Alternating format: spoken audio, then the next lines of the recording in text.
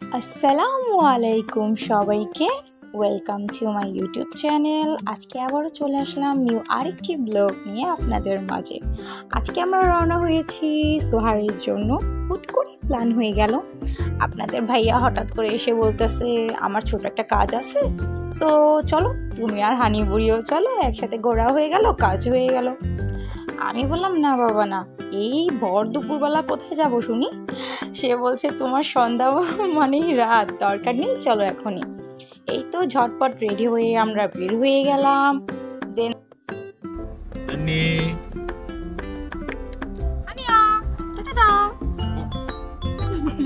এই তো হানি বুড়ির সাথে টুকটাক দুষ্টামি করতে করতে আমরা চলে যাচ্ছি সোহারের দিকে।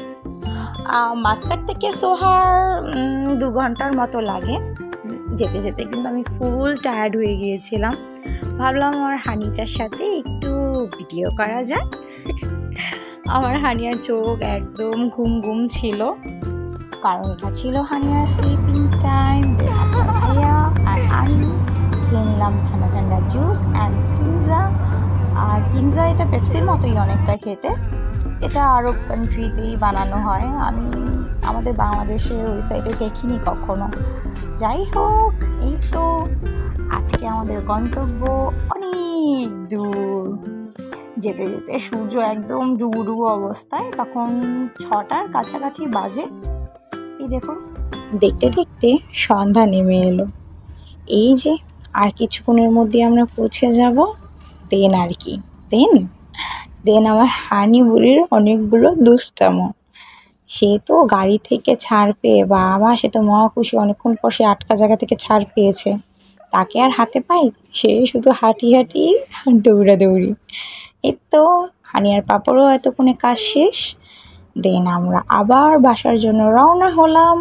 আমি আর হানি বুড়ি টু মাচ টায়ার্ড, কখন ঘুমিয়ে গেছি নিজেই জানি না। আপনারা যাই বলুন না কেন, আমার কাছে কিন্তু লং ড্রাইভ অনেক ভালো লাগে।